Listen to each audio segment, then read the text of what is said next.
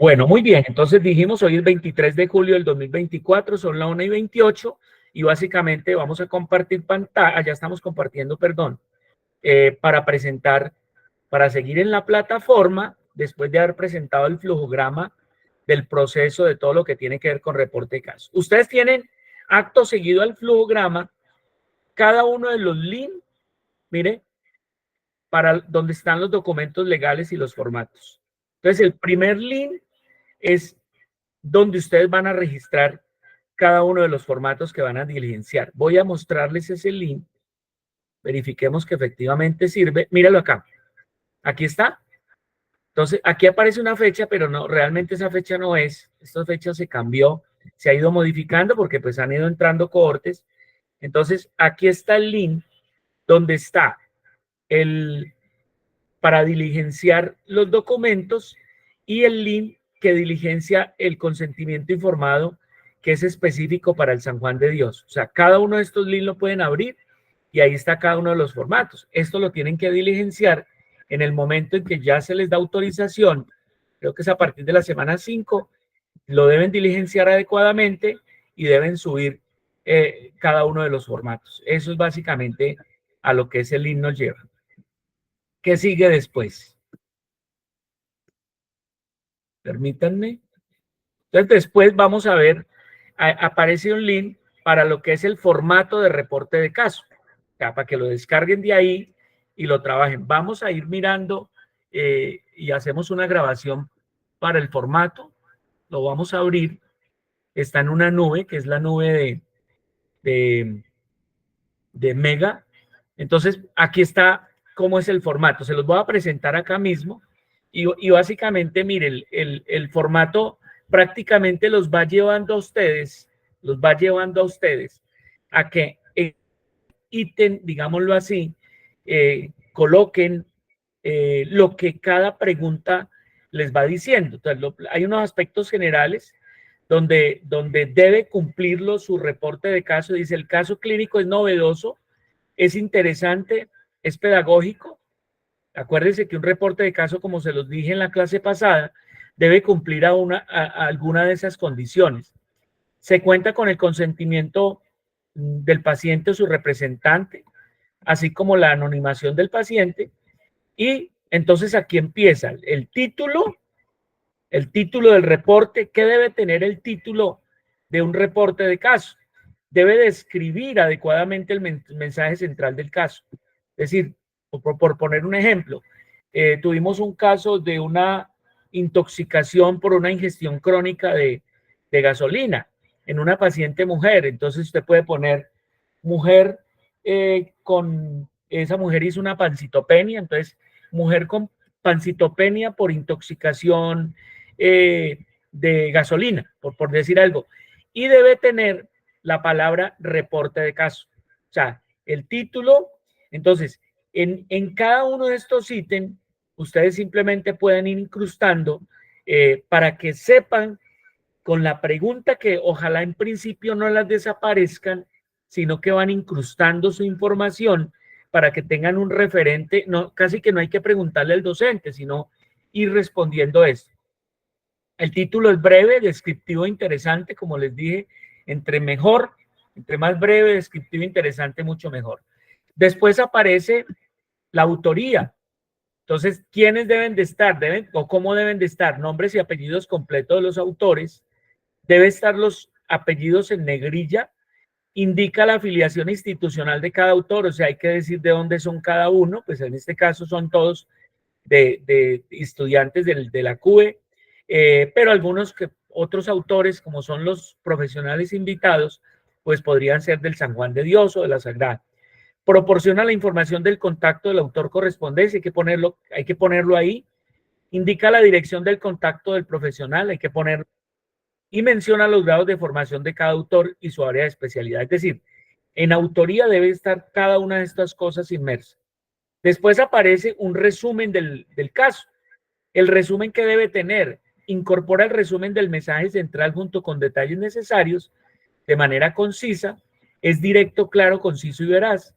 Resume la presentación clínica, muy resumida, el abordaje y la evolución, destaca brevemente la importancia del caso y su discusión y cierra con una lección aprendida. Es decir, mientras que el resumen responda a estas 4 o 5 preguntas, será un resumen bien calificado. Entre otras cosas, a esto yo le tengo una rúbrica, o sea que para calificarles a ustedes lo que hacen, lo hago con base en una rúbrica. Palabras claves, deben ser 2 a 5 palabras claves utilizando términos que estén en el vocabulario que les mostré, no, que les voy a mostrar después, que son palabras relevantes, las palabras que mejor deben describir el reporte de caso que yo tengo. Siglas, si las hay, obviamente, casi todos siempre tienen siglas, hay que ponerlas con su respectivo significado al frente. Quizás las partes más interesantes, más relevantes, que más esfuerzo requieren de un reporte de caso es la introducción y luego la discusión.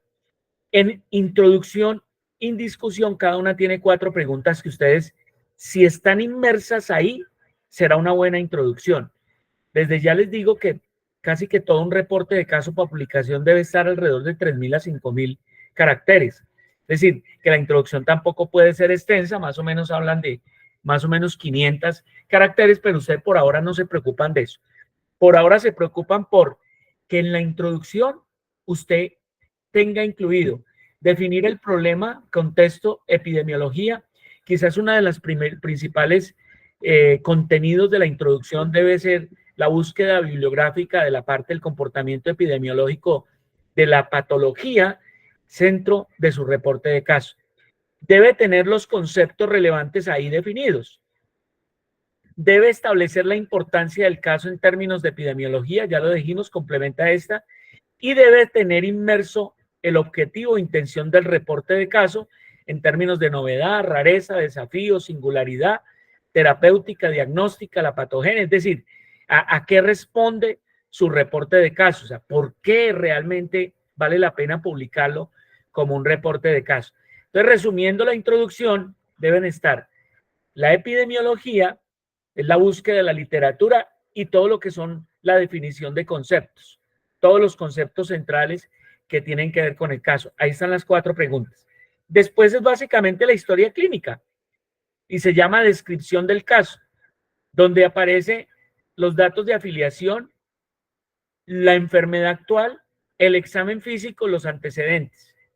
Después el abordaje diagnóstico, o sea, cuáles fueron los diagnósticos diferenciales, las ayudas diagnósticas, las imágenes, los resultados. Después aparece la intervención terapéutica que recibió el paciente. Después una representación gráfica, una línea de tiempo, básicamente. Y después la perspectiva del paciente. Cada uno de estos es un ítem del numeral descripción de caso.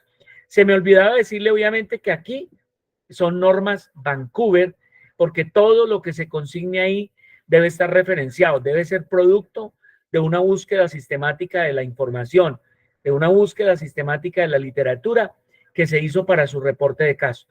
Después aparece discusión y en discusión son 4 preguntas. Básicamente deben estar respondiendo a lo siguiente. Se realiza una revisión adecuada de la literatura pertinente del caso. Entonces, aquí en introducción está básicamente definición, epidemiología y la importancia, por qué la intención del reporte y publicación del caso. Y en discusión se hace el resto de la revisión de la literatura, etiología, factores de riesgo, patogénesis, clínica, abordaje diagnóstico, pronóstico y tratamiento. Se contrasta los hallazgos del paciente con la literatura, debe estar ahí, debe estar ese contraste que se hace entre lo encontrado en su caso y lo que la literatura dice, qué diferencias hay. Se identifican las brechas o diferencias entre la literatura y los hallazgos del caso y se explica nuevamente la singularidad del caso, las fortalezas y posibles limitaciones que el caso tenga. Todo esto debe estar con normas Vancouver. Esto debe estar básicamente con normas Vancouver. Después aparece conclusión que sale prácticamente de acá, donde son las implicaciones del caso con un mensaje clave central. Después aparece integridad académica, que es decir si hay conflicto de intereses, si están o no están, si utilizó herramientas de inteligencia artificial, hay que decirlo, y si va a incluir agradecimientos a alguien, a un profesor, a un docente, al paciente, a la familia, a quien quiera agradecer. Después aparece la bibliografía, todas normas Vancouver, ojalá mínimo 10 referencias bibliográficas, mínimo 10 referencias bibliográficas. Y después un ítem que se llama ayudas de imagen, es decir, todo lo que son gráficas, imágenes, tablas, deben venirse para acá y deben estar debidamente numeradas y deben estar debidamente referenciadas. Muchachos, eso es el formato.